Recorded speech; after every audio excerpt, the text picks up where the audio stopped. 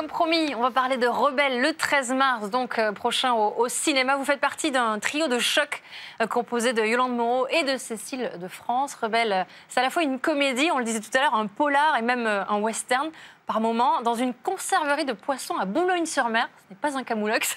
Qu'est-ce qui vous a plu le plus? Le polar, la comédie ou de jouer? Vous en rêviez dans une conserverie de poissons? Je vais être honnête, ouais. Non, ça pas forcément. Mais non, souvent on me demandait ce que j'adorerais jouer, l'héroïne que j'adorerais jouer, et j'ai souvent dit une sorte de Kill Bill à la Tarantino, voilà. Et quand j'ai lu le scénario d'Alan Moduy, alors il déteste que je le compare à Tarantino, évidemment on ne touche pas à Tarantino. C'est nul Tarantino. Non mais non, au contraire, il est beaucoup plus modeste que ça. Max Pécasse, mais évidemment, on ne touche pas à Tarantino, c'est un des plus grands réalisateurs. Mais je trouvais qu'il y avait déjà cet esprit-là assez tarantinesque à l'écriture, parce qu'il y a une folie d'un seul coup. Alors on part sur quelque chose de réel, sur des personnages sincères, et on n'est que dans le réalisme, et c'est ce qu'il voulait justement pour pouvoir s'amuser à partir de situations complètement démentes et déjantées. Et puis super chouette, parce qu'en général les flingues, c'est souvent les acteurs qui ont le droit de les utiliser, et beaucoup moins les femmes. Et nous les femmes, on a envie de buter des gens au cinéma. Je parle pas dans la vraie vie, mais au cinéma, on a envie de manier les armes. On a envie de manier les armes au cinéma. On a envie de participer à des fusillades, de mettre des coups de pelle, de se prendre des gifles et d'en distribuer aussi. Vous avez pris des cours de tir? Comment ça s'est passé? Sûr. C'est génial, tout ce que j'aime. J'ai pris des cours de tir, j'ai appris à mettre du poisson en boîte, bon, de manière très simple. Un peu moins rock'n'roll, mais ça demande beaucoup de préparation, tout ça, il n'y en avait pas suffisamment, mais on a mis du poisson en boîte, on a travaillé avec des ouvrières qui sont des vraies ouvrières, voilà, donc ils nous ont appris les gestes rapides à avoir, on a fait des cascades, on s'est pris des gifles, donc on a appris à les recevoir, on a appris à les distribuer aussi. Elles s'entraînent beaucoup. Oui, les gifles, en général, ça prend vite, non, au collège? Quand on est petit, oui, c'est sûr. Ouais, moi, j'ai pris plein de gifs de nana, donc j'ai pas l'impression, par rapport aux flingues, c'est quand même plus. Oui, ça à la limite, on vite, connaît bien. Oui. Justement, il parlait de nana. Est-ce que c'est un peu le retour du girl power, ce film? Oui, c'est vrai qu'il y a un petit côté girl power de ces trois femmes. Vous matez les hommes, hein, très sincèrement. En tout cas, elles sont dans une situation un peu dingue, alors je ne vais pas trop dévoiler, mais un peu démente, et elles vont se servir de cette opportunité folle pour faire quelque chose de leur vie. Voilà, donc c'est là où on peut s'identifier à elles. Donc le pitch, si je peux résumer le film, c'est trois ouvrières qui bossent dans une conserverie, et un jour, elles tuent accidentellement leur patron, et elles se retrouvent avec un cadavre sur les bras et un sac plein de pognon. Et elles ne savent pas évidemment pourquoi, mais elles veulent en profiter. Elles veulent en profiter, et là les emmerdes commencent. Voilà. Alors je démarre souvent par une photo pour lancer l'interview. Mais qui est cette personne? Mais qui c'est? Mais c'est votre grande sœur, c'est ça? Oui. Alexandra Lamy. J'ai lu qu'elle était pour beaucoup dans votre carrière, c'est vrai? En tout cas, elle m'a donné le goût de ce métier. Et oui, parce que je l'accompagnais. Elle prenait des cours au Conservatoire de Nîmes, on était originaire d'Alès. Et elle prenait des cours de théâtre en cachette. Et comme elle était censée me garder, elle m'amenait sur le plateau, et j'assistais aux répétitions et tout ça, donc en coulisses. Pourquoi en cachette? Les parents n'étaient pas forcément d'accord ni au courant. Donc voilà, donc du coup, elle faisait ça en secret, et j'accompagnais. Et bon, c'est évidemment au début qu'elle a eu un impact sur vous, parce qu'aujourd'hui, vos deux carrières sont bien distinctes. Est-ce que ça vous agace des fois qu'on vous associe toujours toutes les deux? Non. Il y a eu un petit... Non. Après, c'est vrai que j'ai souvent essayé... Enfin, dès le départ, quand je suis arrivée à Paris, je voulais pas qu'on me parle de ma sœur, parce que je voulais me faire un prénom. Oui, il paraît que vous niez votre identité au conservatoire. C'est pas gentil pour elle. Mais maintenant, évidemment, que je le crie sur tous les toits, que je suis hyper fière que ce soit ma sœur, et je parle d'elle tout le temps. Alors, vous disiez tout à l'heure les cours de théâtre en cachette, les parents pas forcément... open. Qu'est-ce qu'ils ont dit le jour où leurs deux petites filles leur ont dit on veut être comédienne? Ils ont dit pour ma sœur ça a été dur, pour moi ça a été dur aussi, parce que comme elle réussissait, ils avaient peur que la deuxième, la petite, c'est souvent ce qu'on dit pour la deuxième, ne réussisse pas. Donc ils ont fait la même chose qu'à elle. Ils nous ont dit, si dans 2 ans, vous n'avez rien fait, les filles, vous redescendez dans le sud, et puis on trouvera, et vous ferez autre chose, quoi. Donc ils ont bien fait, finalement. Et aujourd'hui, ils sont très fiers. Et de vous faire peur. Ça a permis de lancer votre carrière, une carrière sur laquelle revient Lilia Bousfoul.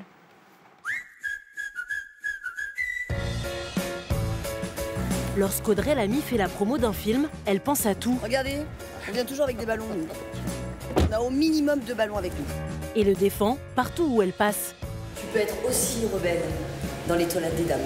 Tu peux être aussi rebelle en te lavant les mains, bien sûr. Sauf qu'il n'y a pas d'eau. Mais c'est pas grave, c'est ton côté rebelle. Ce jour-là, à Nîmes, elle présente Rebelle, dans lequel elle joue le rôle d'une ouvrière témoin de la mort de son patron. Il est mort. Oh, on a bien vu, merci. Le problème, c'est qu'il faut le sortir d'ici.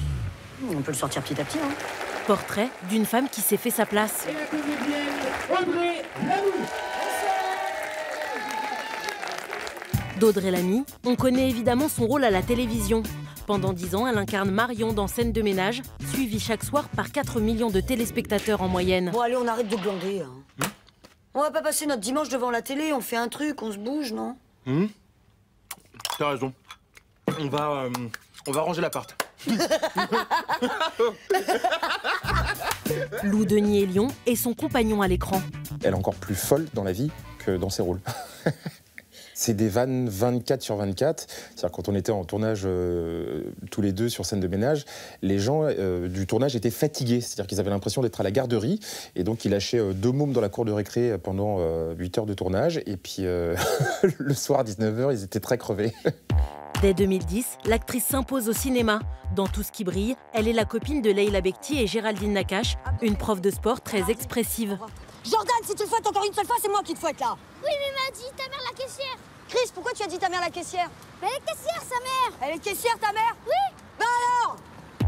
Farid Lawassa l'a choisi pour le rôle. Je me suis dit, voilà ce qu'il faut au film. Il faut quelqu'un qui ait cette énergie, cette gouaille, cette immédiateté dans l'incarnation, ce côté popu, mais empathique, quoi, sympathique.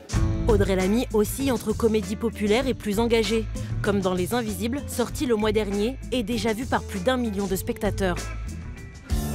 Je répare de l'électroménager. Je l'ai appris en prison. Parce que j'ai tué mon mari. Attends, Chantal, J'aime pas mentir. oui, mais tu mens. Louis-Julien Petit est le réalisateur du film.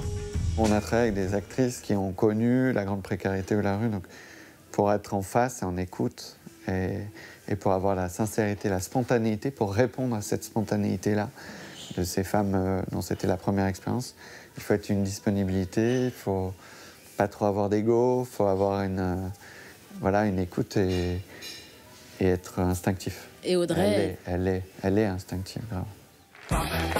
Retour à Nîmes, la séance vient de se terminer. Bon, ça vous a plu alors? Ah, trop bien.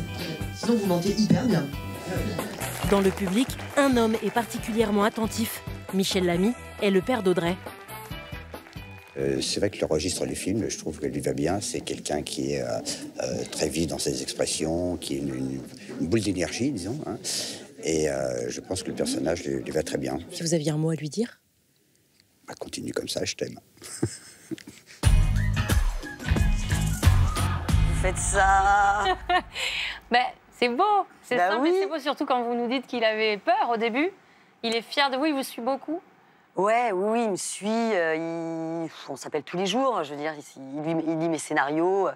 Il me conseille sur plein de choses. Il m'a conseillé tous les soirs au théâtre en me disant ce sketch-là, peut-être que tu peux le peaufiner. Oh, pardon, je suis un petit peu émue. C'est pas grave. Non, mais c'est très mignon. Le grand public, il vous a découvert en 2009 sur M6, Oui. en Marion, dans Scène de ménage. Vous vous souvenez de la toute première scène qui était diffusée? Mais comment je peux? Impossible. Parce que nous, on l'a. Mais ça fait. C'est pas vrai. Mais oui. Et là, C'est vrai? Oui, on est. Oh là là, Regardez. je suis curieuse. Toute première Non, mais scène. 10 ans, 4500 sketchs, je suis incapable de retrouver le premier, mais je suis ravie de le redécouvrir. Bonsoir, la retrouver. Le chi, c'est le souffle vital. On t'apprend ça dans les arts martiaux. La maîtrise de soi, c'est ce qui te permet de canaliser ton agressivité naturelle. Par exemple, si je t'insulte, tu réagis pas. Même pas je tape. Ah, même pas, tu réponds. Ah ouais, c'est chaud. Attends, on va essayer. Insulte-moi. T'es qu'un pauvre type psychorigide, complètement névrosé, qui pense qu'à sa gueule. Ok. À moi. Salope. Bon, dis donc. Les prémices déjà de votre personnage. En juin dernier, vous quittez la série après 10 ans, vous le disiez, de bons et loyaux services. Ça a été une décision difficile à prendre? Oh, hyper. Et puis quand je me revois là, oui, forcément, il y a beaucoup de nostalgie parce que c'était 10 années de dingue quand il dit que effectivement, on avait 4 ans d'âge mental et l'équipe finissait par avoir 4 ans d'âge mental. Et on commençait le matin à 7h10, on venait nous chercher, on était morts de rire jusqu'à 19h. Donc c'est quand même rare de gagner sa vie en chialant de rire. Enfin voilà, donc c'est un luxe énorme. Pourquoi vous avez arrêté du coup? Parce que 10 ans, c'est beaucoup. On a envie de se mettre aussi en danger. Moi, j'avais envie de me mettre un peu en danger. Et ça nous prenait beaucoup de temps. C'était quand même 6 mois dans l'année. Et du coup, on était un peu dans nos petites charentaises en se disant que, voilà, on poussait pas forcément les portes parce que pour l'instant, on avait ce qu'il fallait. Et je me suis dit, ça me permet, moi, de me mettre en danger. Ça permet aussi aux spectateurs de me découvrir dans d'autres choses. Et puis, l'envie de raconter d'autres histoires. Et souvent, c'est ce que je dis, c'est que le personnage, il vieillit pas trop, mais nous, oui. Et à un moment donné, on a aussi envie d'aborder des personnages un peu plus matures, ou même, ou pas du tout, mais en tout cas, d'aller voyager un peu ailleurs. Parce que là, on va vous retrouver en Rebelle le 13 mars. Ouais. Vous êtes toujours aussi à l'affiche des Invisibles. Oui. Alors, c'est plus profond, évidemment, mais votre rôle, il est quand même... il met le sourire aux lèvres. Oui. C'est un peu le trait principal de ce film. Le film de Louis-Julien Petit, Oui. qui a dépassé le million d'entrées. Oui. Et pourtant, je le disais, ça touche un thème assez dur, puisque vous êtes une travailleuse sociale qui s'occupe des femmes sans domicile fixe, Exactement. notamment. Comment vous expliquez, du coup, le succès de ce film ? Mais parce qu'on traite un sujet de société avec beaucoup d'humour. On n'était pas préparé à ce qu'il y ait autant d'entrées, mais je trouve ça super beau, je trouve ça chouette parce que ça permet de faire bouger les choses. Et moi, je fais pas de politique, mais si ce métier-là, il permet d'ouvrir un peu, d'éveiller un peu les consciences, tant mieux. Suite à la projection qu'on a faite à Angoulême pour les Invisibles, la maire de Paris a décidé d'ouvrir un centre d'accueil ouvert 24 heures sur 24 que pour les femmes, pour qu'elles soient en sécurité. Et je trouve que voilà, on a présenté le film à l'Élysée la semaine dernière. Il y a des choses. Le président et son épouse, notamment. Exactement. Est-ce qu'il y a eu justement un débat qui a suivi la projection ? Oui. C'est la mode du débat en ce moment. Bien sûr. Oui, mais après, ils ont été très sensibles à ça. Et je trouve que c'est la force de ce film. C'est on ne rit pas de ces femmes-là, on rit avec elles. Et je pense que les gens, ça leur fait du bien aussi cette légèreté dans un contexte difficile. Alors, on va parler de légèreté. Tiens, on aime bien terminer les interviews par des petits quiz dans Bonsoir. Alors, on a vu votre relation avec votre sœur, vos parents. On vous connaît dans Scène de ménage. On a choisi de faire un quiz family. Oui, très bien. Quiz autour de la famille, en français. Alors, vous avez des petites cartes devant vous. C'est comme le Monopoly. Vous les tirez une par une. Vous lisez à haute voix et puis vous répondez. Alors, si mon père était une star de cinéma, ce serait Sean Connery. Ah, direct. Ouais, je pense que je le verrais bien en Sean. Tout à fait. C'est drôle, ce petit questionnaire. Si mon mari était un acteur de cinéma, ce serait... On va éviter les scènes de ménage, mais on avait envie de poser la question. Je sais pas, il faudrait que ce soit un personnage qui s'appelle... Moi, je l'appelle Franchement, mon mari. Ah et bon ? tous mes copains l'appellent Franchement parce que il a ce côté-là un peu trop direct par moment, alors ce qui est hyper agréable. Mais alors, qui pourrait interpréter ce genre de rôle-là qui mâche pas ses mots Bakri, non? Ah ouais, un Bakri, carrément. Très bonne idée, Bakri. je te le pique. Il est quand même de meilleure humeur. Hein, carrément. Oui, il est de meilleure humeur quand même. Mais il ne ne s'empêche pas de dire ce qu'il pense. Merci, Julien. Et si moi j'étais une chanteuse, je serais Céline Dion. Ah ouais? Bah oui. Les chanteuses Dès à que voix. je peux chanter, je chante.